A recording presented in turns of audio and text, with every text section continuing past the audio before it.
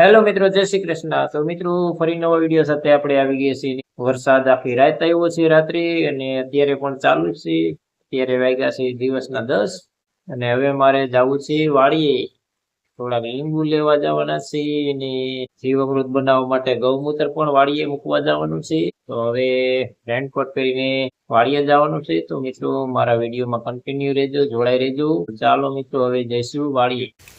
મિત્રો તો આપણે આવી ગયા છીએ આપણી વાડીએ, અને વાડીએ થોડાક લીંબુ વીણવા આવ્યા છીએ અથાણું કરવા માટે। મિત્રો અત્યારે ઠક ઠક વરસાદ ચાલુ છે। આજે આખી 2 દિવસ પડે છે, ને આખી રાત વરસાદ પડ્યો। અત્યારે બપોર થઈ ગયા છે, બપોરના 11 વાગી ગયા છે। મિત્રો આપણે વાડીએ આવ્યા છીએ ગૌમૂત્ર લઈને, કારણ કે જીવામૃત બનાવવાનું છે અને આપણે ખામણામાં નાખવાનું છે। અને અત્યારે આવું છે મિત્રો, ગારો આવો છે। અને બીજું કે મિત્રો, આપણે વાડીએ આવ્યા છીએ પાણીનો કે ટીપણું ભરવા 200 લીટરનું, કારણ કે આપણે આ ખાખા પડ્યા છે, તેમાં આપણે બેક્ટેરિયા છાંટવાના છે, જેથી કરીને આ ખાખા હળી જાય। એવો તમે જોઈ શકો છો, આ ખાખા છે તેને હળવવાના છે। તેના માટે આપણે પાવર હોય તો ટીપણું ભરવાનું છે અત્યારે, અને લીંબુ વીણવાના છે આપણે આથાણા માટે। મિત્રો આપણે વાડીએ આવ્યા હતા, 3 ફેઝ પાવર નથી, હવે કઈ રીતે મોટર ચાલુ કરવી મિત્રો કંઈક પાવરમાં તકલીફ છે મિત્રો। 3 દીથી આને આ રામાયણ છે મિત્રો। તો ટીપણું ભરવા આવ્યા, પણ ટીપણું ભરાઈ નહીં શકે મિત્રો। હવે જઈશું આપણે બગીચામાં આપણા મિત્રો। તો બગીચામાં જઈ પહેલાં આપણે આપણી વાડીએ તો આવી ગઈ છે, ગૌમૂત્ર અંદર ઓળી મૂકી દીધું છે મિત્રો। અને બગીચામાં જઈ પહેલાં આપણે મસલાથી સુરક્ષિત થવા માટે આપણે ગૌમૂત્ર છે, આ છે ગાયનું ઓરિજિનલ ગૌમૂત્ર। તો મિત્રો આને મોઢે લગાડી દઈશું, હાથે લગાડી દઈશું, એટલે કે જેથી કરીને મચ્છર ન આવડે મિત્રો। આ છે ગૌમૂત્ર ઓરિજિનલ, અને હાથે લગાડી દેવાના છે। આ તો હાથે લગાડી દીધું, અને હવે મોઢે લગાડી દેવાનું છે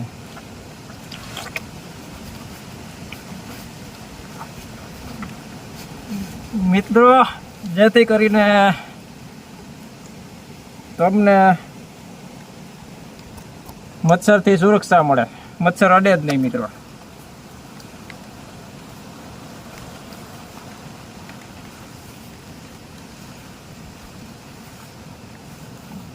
મિત્રો જો આપણે ગૌમૂત્ર લગાડી દીધું છે મોઢે,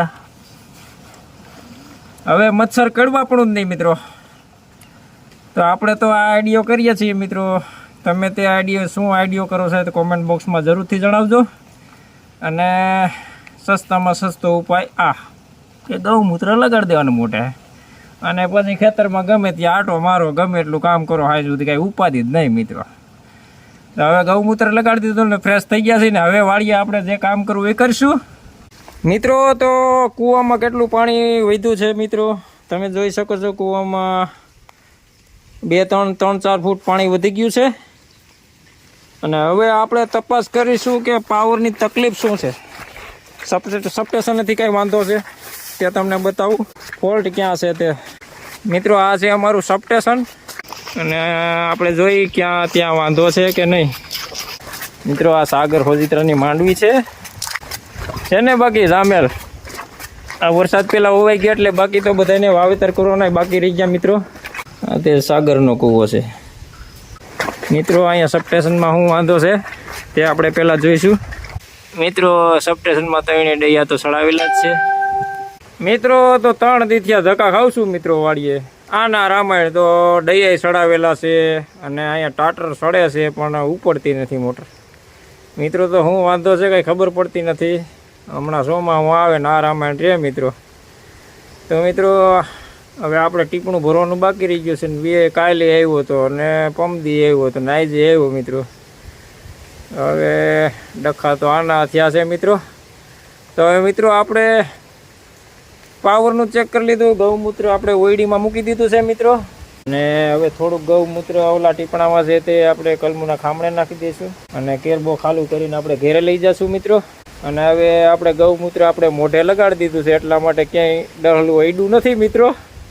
તો હવે મિત્રો આપણે જઈશું આપણા ખેતરમાં, બગીચામાં, તે તમને બતાવું।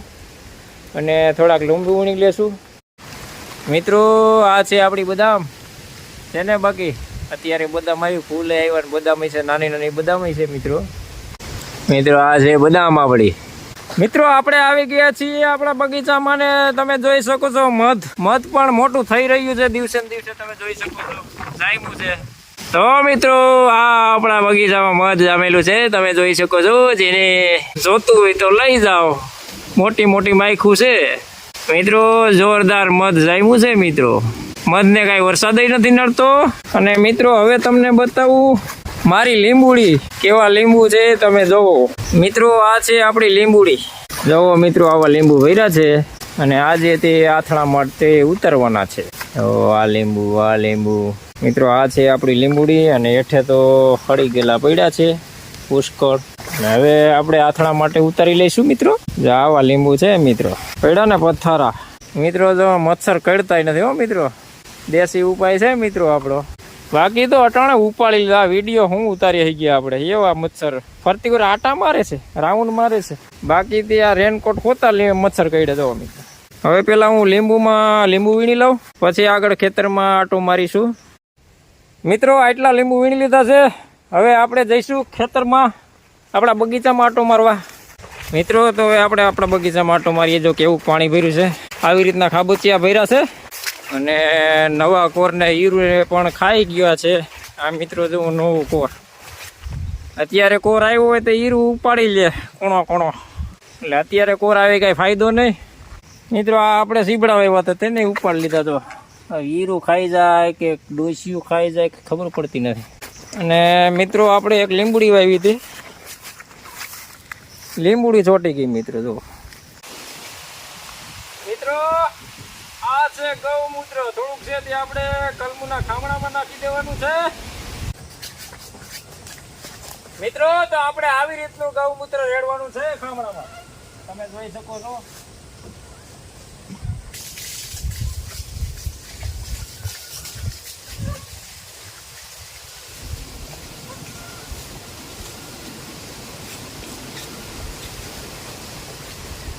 મિત્રો આ કેરબામાં થોડું ગૌમૂત્ર હતું એટલે આપણે રેડી દીધું છે. બાકી તો જીવામૃતમાં જ નાખવાનું હોય છે. તો મિત્રો આ નદીમાં થોડું પાણી હાલે છે, બહુ તો નથી હાલતું, પહેલાં જેવું નથી હાલતું. અત્યારે થોડું પાણી હાલે છે કારણ કે વરસાદ થોડો પડી રહ્યો છે. 2 દી થયા થોડો એટલે થોડું પાણી આવે છે. તો તમે જોઈ શકો છો એટલું પાણી છે. જો અહીંયા રોડ ઉપરથી પાણી જાય છે આ ખેતરમાં. આ ખેતર ડમડોર હજી ભર્યું છે. આ પાણી ખાલી થતા વાર લાગશે મિત્રો. મિત્રો આપણે આવી ગયા છીએ ગામની નદીએ, તમે જોઈ શકો છો. અત્યારે તો એટલું પાણી થઈ રહ્યું છે. અને મિત્રો આપણે ગયા હતા વાડીએ પાણીના ટીપણા ભરવા, તો પાવર નથી આવ્યો ને દઈ કહે છે કે ભાઈ હેલ્પર દૈયા કાઢી નાખે છે, લાઈન ફોલ્ટમાં છે મિત્રો. 3-4 દી ત્યાં લાઈન ફોલ્ટમાં છે, તો એ હેલ્પર કાંઈ કરી શકતા નથી મિત્રો. 3 દી થયા મિત્રો આપણે વાડીએ ધક્કા ખાઈ છીએ, ટીપણા ભરવા છે, પાણી ભરાતું નથી મિત્રો. તો આની આ રામાયણ છે મિત્રો. ફોન કરીએ તો કે લાઈન ફોલ્ટમાં છે. આજ રામાયણ 3 દી થયા મિત્રો લાઈન ફોલ્ટમાં છે, દયા ઉતાર નાખો લ્યો. હવે 3 દી થયા એને કાંઈ રિઝલ્ટ મળતું નથી મિત્રો. આ ગામની નદી છે ને એટલું પાણી આવી રહ્યું છે મિત્રો. અત્યારે વરસાદ 2 દી થયા પડે થોડો એટલે આટલું પાણી આવી રહ્યું છે મિત્રો. તો મિત્રો આપણે હવે ઘરે જઈ રહ્યા છીએ ને મિત્રો. અત્યારે હું નદીના પુલ ઉપર છું મિત્રો. તો મિત્રો આ વિડીયોને લાઈક ને શેર કરજો, ને મારી ચેનલ નવા હોય તો સબસ્ક્રાઈબ કરજો, અને બેલ આઇકન બટન દબાવજો, જેથી કરીને મારા નવા વિડીયોના નોટિફિકેશન તમને મળતા રહે. જય શ્રી કૃષ્ણ.